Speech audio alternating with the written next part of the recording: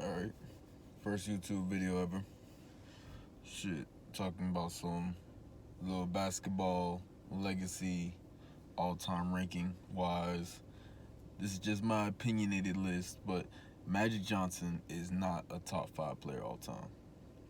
Magic Johnson is not a top five player all time. Now hold on. Before you people speak before you listen, I want you to just hear me out, hear my reasons, and hear my own opinions and my own facts, based on some information I collected. Looking into Stephen A. Smith, like his little list, his top five.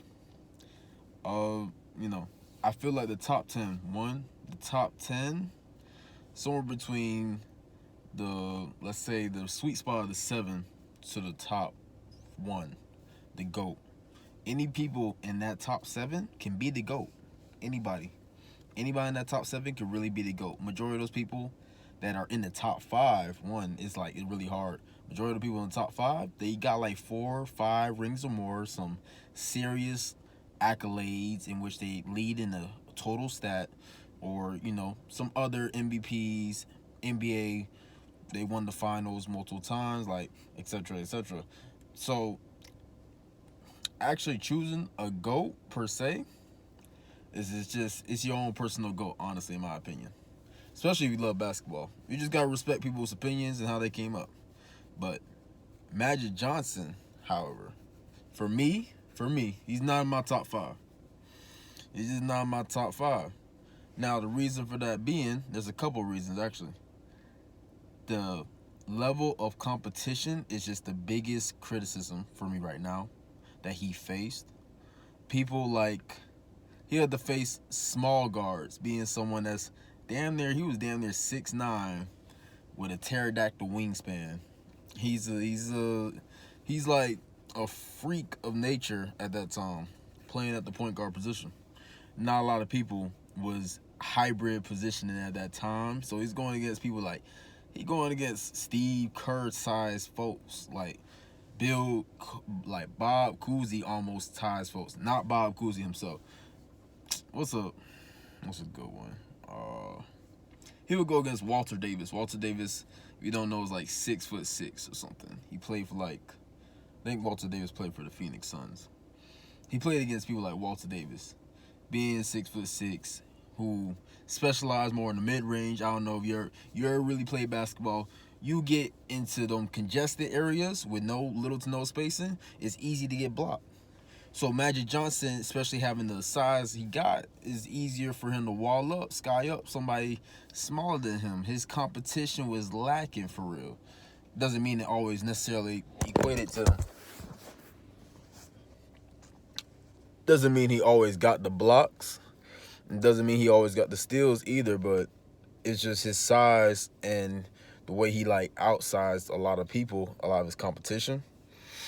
It's not necessarily something that should be counted against him in his own era. It should be counted against him though when we talk about GOAT, top 5. That's when we got to really start nitpicking all these things, because then you get really critical.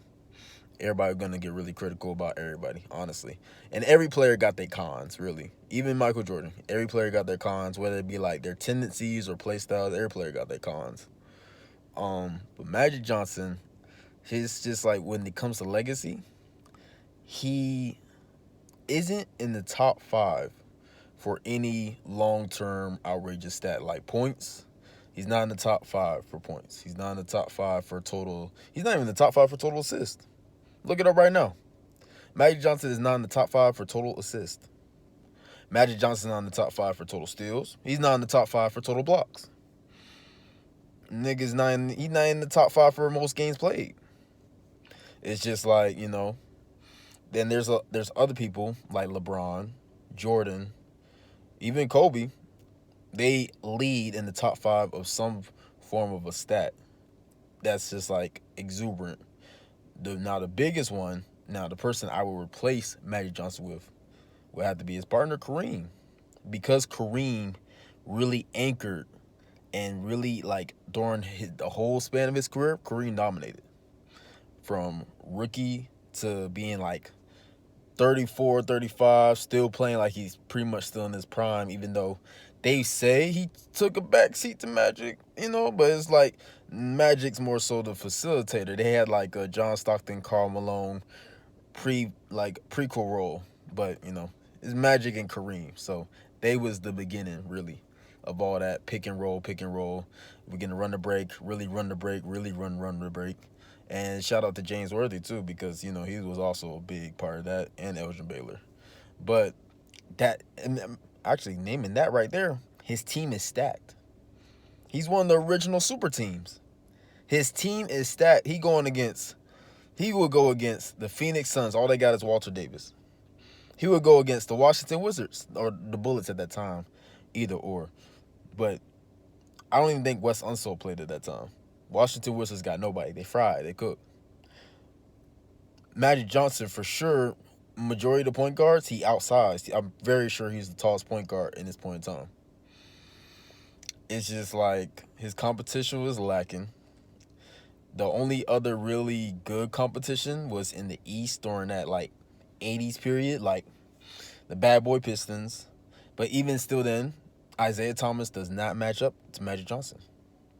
Now, also, we got to criticize Magic Johnson's offensive ability, because I feel like as a point guard, you got to have a deep ball. And that's probably, recency bias about like Curry, Damian Lillard, and all these other point guards now that really, really stretch the floor. Magic Johnson couldn't really stretch the floor. That led to poor spacing and things of that nature. But his assists definitely made up for it. No lie. He could even pass the motherfucking rock. He passed that rock. He passed it. He could sling that thing. He was going crazy. He was but all that aside, his competition couldn't stop the he because they little wee-wees. You feel me? Like them boys small. They couldn't stop that, man. Like, for real. And then he had Kareem too. He had Kareem. They let him get Kareem. That's crazy. Only people who could really square up with Magic Johnson would be Marquez Johnson. And you don't know him. He's a Bucks small forward. George Gervin. And even George Gervin's getting older. When Magic came in the league hot. Kenny and Cap, run rookie of the year. Also got Finals MVP. No, not rookie. He got rookie of the year. He didn't get Finals MVP. I think he lost to the Rockets. I'm pretty sure. He lost to the Rockets quite a bit in the playoffs also.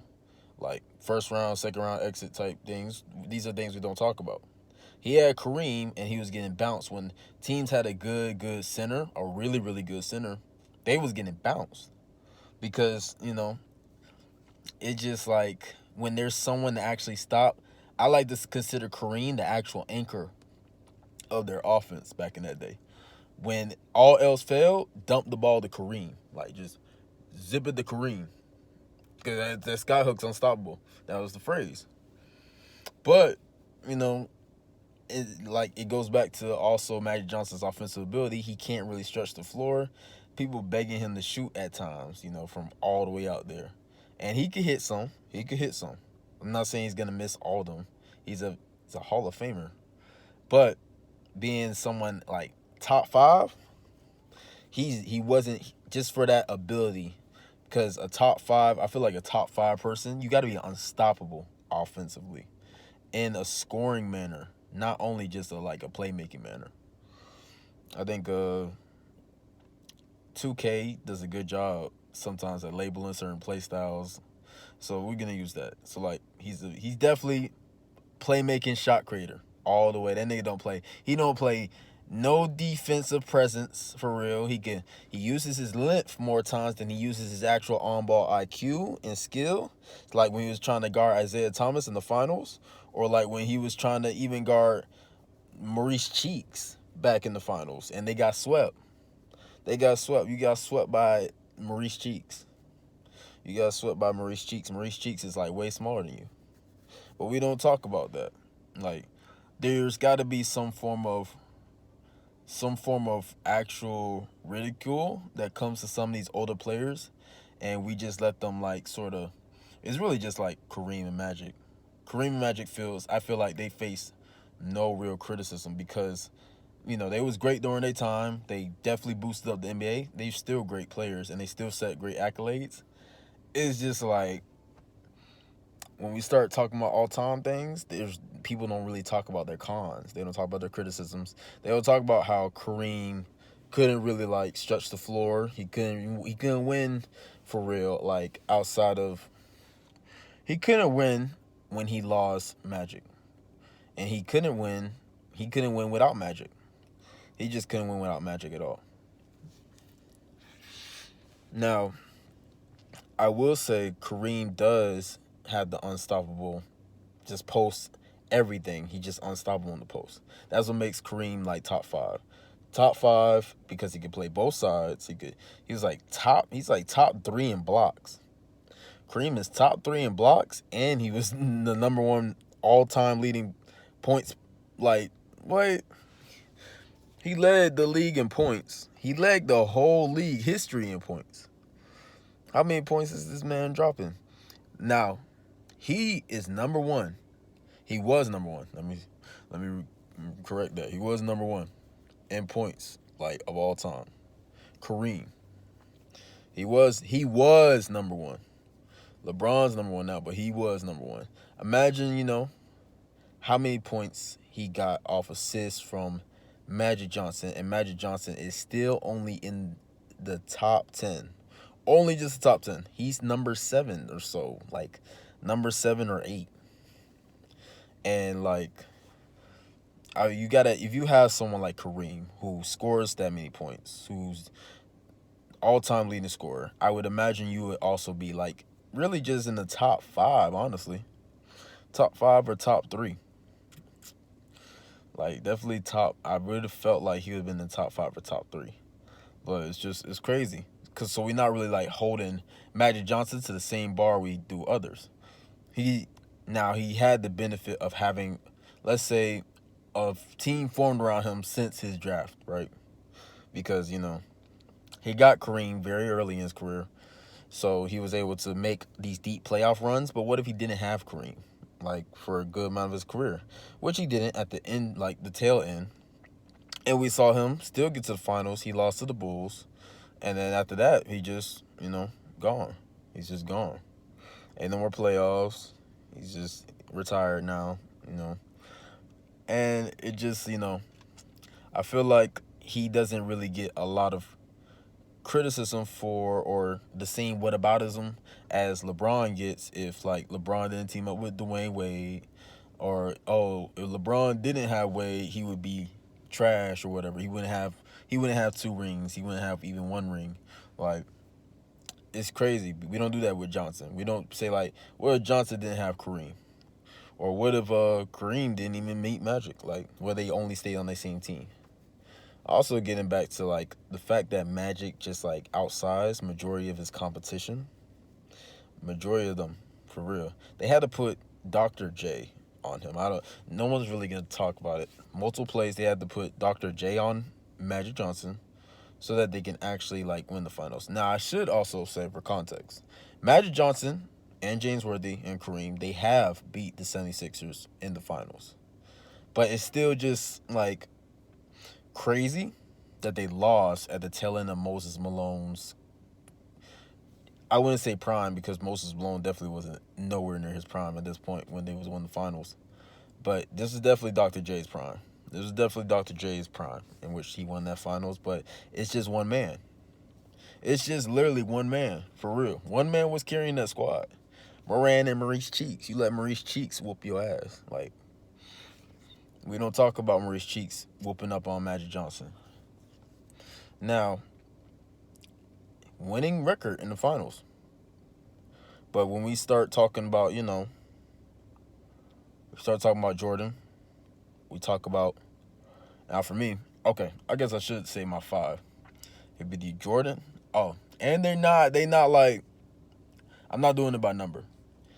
You can arrange any 5 people in the top 5, I feel like, and you can say they're the GOAT.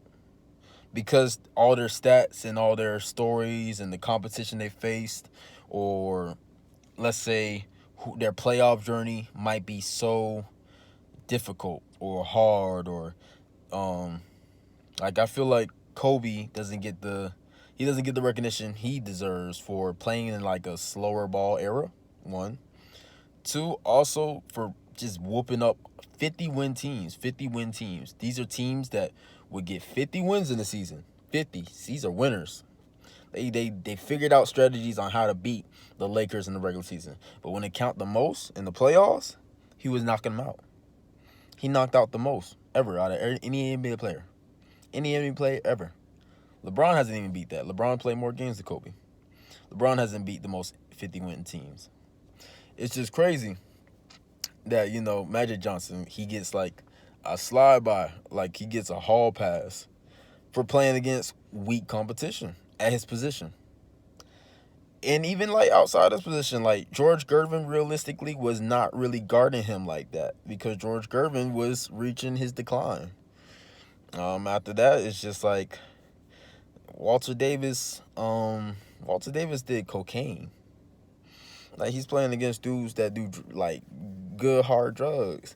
Now you might say the same for Jordan, but when Jordan came into the league, it was like that. But more so when Jordan was entering like his real prime, they started cracking down on people with the illicit use. But Magic Johnson was definitely in that era that it was still under the table, all A-OK, all fine. It's not really fine, but some of these people was really averaging like 25 off the Yeezy. You feel me? They offer like they would get 30 points and they be gone. They be gone. That boy still put 30 on their head. That's crazy. Walter Davis. Then they got like people like Adrian Dantley. Adrian Dantley's like 6'6" at small forward.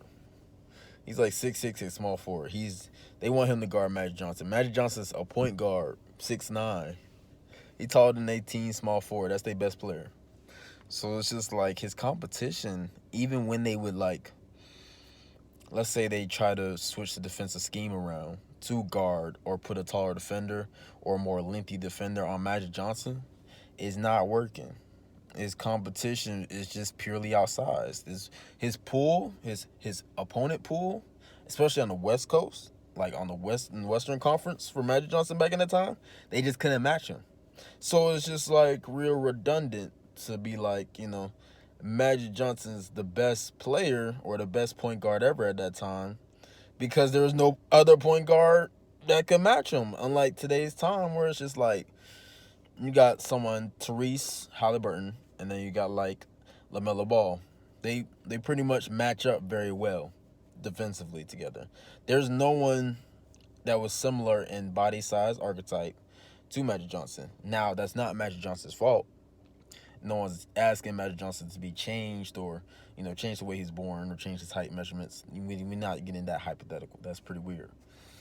But when you start, like I said, when you start talking about all-time people, all-time lists, you really got to talk about his competition too because that just shows his adversity. People want to hype up the Bird matchup and things of that nature. And he did. He got the most wins out of Bird in the finals. He got the best of them. But Bird was really just like, and I hate how people, they like try to, okay. So Bird, right?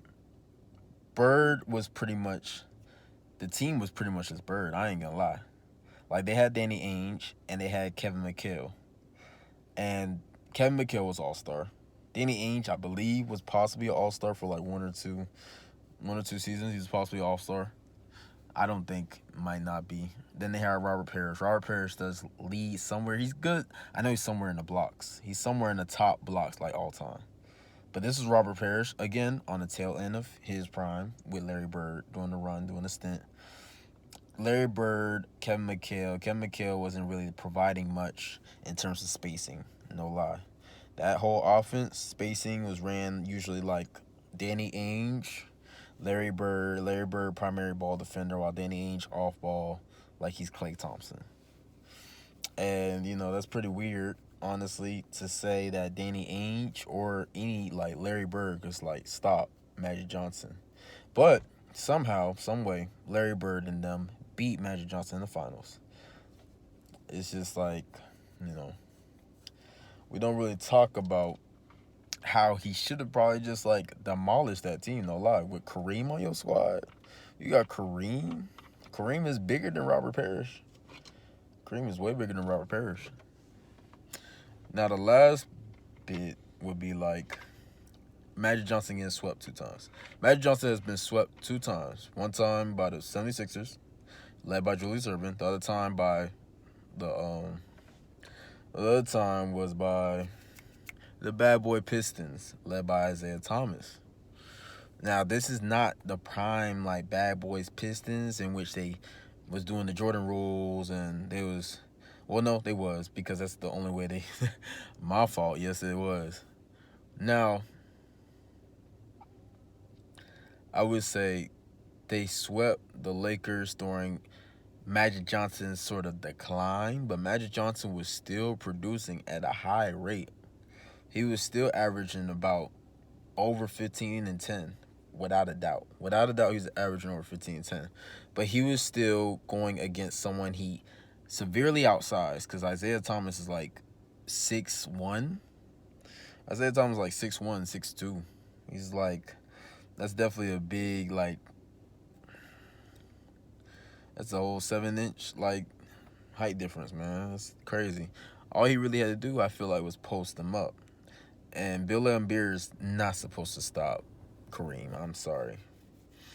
They said they had the Jordan rules. They didn't really have the Laker rules, you know? So for y'all to get swept when there's really no Laker rules is crazy. I don't care how old y'all is. Yo, you got Kareem, you got James Worthy. That's just a crazy lineup with those three by themselves. And y'all lost to pretty much Isaiah Thomas. Joe Dumars, I should respect, gave a very, like, great all-star contribution, right? But there's really no front court that should have been able to stop Kareem getting into his spots and getting proper, like, passes and assists that he's very comfortable with by Magic Johnson. That bad boy Piston squad was sort of on the newer side, you know, with what they was trying, even though they was a proven 50-win team. They was more so on the newer side, as in, like, the Lakers, that whole lineup together, definitely had about, like, 8 years experience all together, same lineup, same plays, all that. Now, not to say the Pistons probably didn't adapt or, you know, saw their playbook, because, of course, they saw the film. They seen these people. But to get swept, my boy, you got swept. You got swept.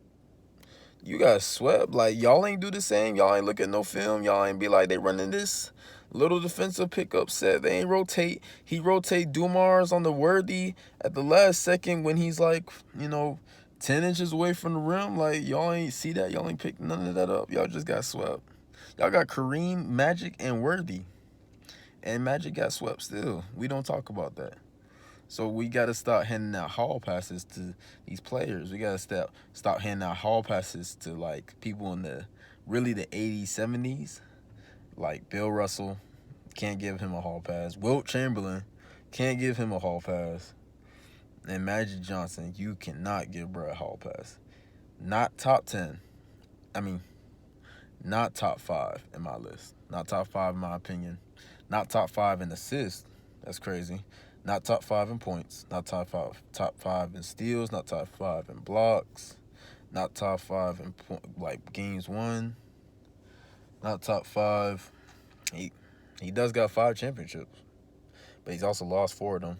Been swept 2 times, and he's actually got more finals games that he lost than he actually won.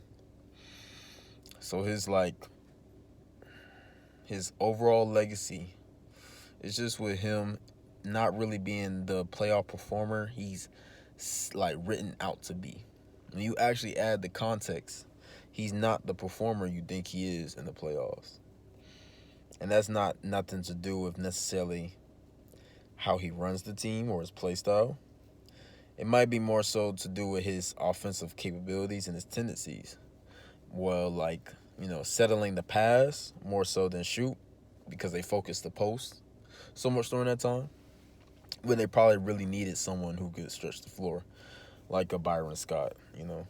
But Byron Scott wasn't even the most accurate shooter, like, ever. At any point of NBA history, he wasn't the most accurate shooter. He's pretty good, but You want him to consistently shoot threes for you? Crazy. That's your best 3-point shooter for real? That's crazy. Like, Magic should have picked that up in his game, really helped his team out. Really hit his averages, like, higher. Because shooting is pretty much like the purest form or the highest form thing you can do on an NBA level when you get old. It's just like I seen it with Kobe when you like 36, 37, and that athleticism decline. You can't keep up. You can't shuffle your feet the same. Don't got the same stamina. But that shooting, if you're that form is nice, it's pure, and it keeps going down. It keeps going down. Seeing this with Carmelo, it keeps going down, keeps going down. It's just like it's that thing that sticks with you. And Magic Johnson should have really developed that to help averages at certain points, like to really, help his team go crazy. But, that's enough of that. Not to say that Magic Johnson at any point or time was a bad player. Magic Johnson was a Hall of Fame top 10 for sure. For sure, top 10. For sure, top 10 player all time. That you can't take that away from him at all. He's a winner. He has more NBA championships than like majority of NBA history. Shit, I don't got an NBA championship ring, I don't even play in the NBA. So he's definitely a blessed individual. But when we start comparing him to the other blessed individuals, like, I didn't even go through my top 5. So my top 5, Michael Jordan, Kobe, LeBron, Tim Duncan, Kareem. Top 5. Now some people might be like, take out Kobe, put Shaq. I don't do Shaq. And Shaq has his own case. He has his own reasons. He has his own cons. We can get into that. Probably another video though. All right.